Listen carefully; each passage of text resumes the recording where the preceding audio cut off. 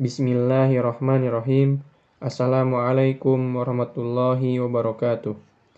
Innal hamdalillah nahmaduhu wa nasta'inuhu wa nastaghfiruh wa na'udzu billahi min syururi anfusina wa min sayyiati a'malina. May yahdihillahu fala mudhillalah wa may yudlil fala hadiyalah. Asyhadu an la ilaha illallah wa asyhadu anna Muhammadan abduhu wa rasuluh. Ya ayyuhalladzina amanu taqullaha haqqa tuqatih wa la tamutunna illa wa antum muslimun. Ya ayyuhan nasu taqu rabbakumul ladzi khalaqakum min nafsin wahidah wa khalaqa minha zawjaha wa batha minhuma rijalan katsiran wa nisaa'a wattaqullaha alladzi tasaaluna bihi wal arham innallaha kana 'alaikum raqiba. Ya ayyuhalladzina amanu taqullaha wa qulu qawlan sadida yuslih lakum a'malakum wa yaghfir lakum dzunubakum wa may yuti'illaha wa rasulahu faqad faza fawzan 'azima. Amma ba'd. Saudaraku seiman dan seislam, ada sebuah peristiwa pada zaman Nabi Muhammad sallallahu alaihi wasallam yang dimana peristiwa ini tidak bisa dijangkau oleh akal manusia. Peristiwa ini merupakan salah satu dari mukjizat Nabi Muhammad SAW, yaitu peristiwa Isra dan Mi'raj. Dalam bahasa Arab, Isra itu adalah perjalanan di waktu malam. Ketika itu beliau melakukan perjalanan di waktu malam dari Masjidil Haram di kota Makkah menuju Masjidil Aqsa di Palestina. Sedangkan Mi'raj adalah Nabi Muhammad SAW dinaikkan dari bumi menuju ke langit ketujuh. Peristiwa Isra dan Mi'raj ini adalah peristiwa yang sangat agung sekali. Bahkan Allah Subhanahu wa taala berfirman dalam surat Al-Isra ayat pertama, Subhanalladzi asra bi'abdihi lailan minal masjidil haram ilal masjidil aqsa alladzi barakna haulah linuriyahu min ayatina innahu was-sami'ul basir. Maha suci Allah yang telah memperjalankan hambanya Muhammad pada malam hari dari Masjidil Haram ke Masjidil Aqsa yang telah kami berkahi sekelilingnya agar kami perlihatkan kepadanya sebagian tanda-tanda kebesaran kami. Sesungguhnya Dia Maha mendengar, Maha melihat.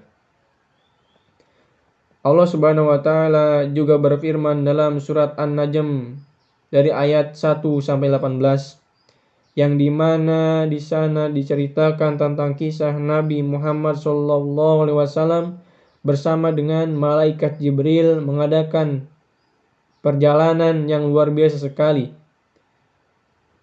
Perjalanan Isra dan Mi'raj. Dan perjalanan ini hanya dilakukan oleh Nabi kita saja, yakni Muhammad SAW, dan tidak dilakukan oleh para nabi-nabi atau rasul-rasul sebelum beliau. Saudaraku seiman dan seislam, peristiwa ini memang sulit dipercayai secara akal, kecuali dengan iman, meyakini kebesaran Allah Subhanahu wa taala. Banyak di antara orang-orang yang menyangkal kejadian ini, menolak, yang dimana mereka beralasan ini adalah suatu hal yang tidak mungkin, yang tidak masuk akal. Padahal kita harus menomorduakan akal ketika ada dalil yang berbicara. Saudaraku seiman dan seislam, kenapa terjadi Isra dan Mi'raj? Kala itu Nabi Muhammad SAW berdakwah di kota Taif bersama dengan sahabatnya Zaid bin Harisah radhiyallahu anhu. Berharap orang-orang Taif masuk Islam. Tetapi apa yang terjadi? Orang-orang Taif itu menolak bahkan menghina Nabi kita Muhammad SAW. Sampai-sampai beliau dilempari batu sehingga beliau berdarah-darah. Begitu pula sahabatnya Zaid bin Harisah.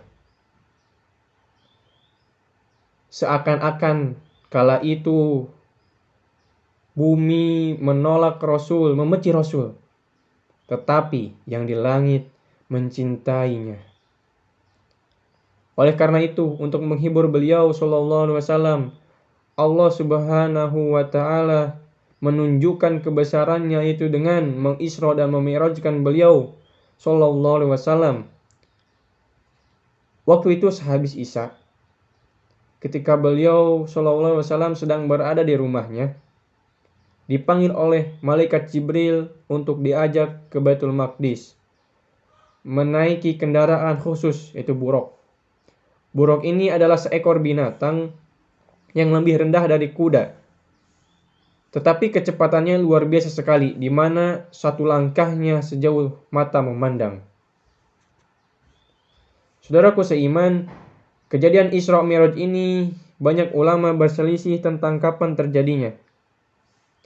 Sebagian dari ulama mengatakan terjadi pada tanggal 27 Rajab. Sedangkan sebagiannya beranggapan atau berpendapat terjadi pada bulan Rabiul Awal. Bahkan ada yang mengatakan terjadi pada bulan Ramadan. Yang jelas kejadian ini sebelum terjadinya hijrah atau sebelum beliau hijrah ke kota Madinah.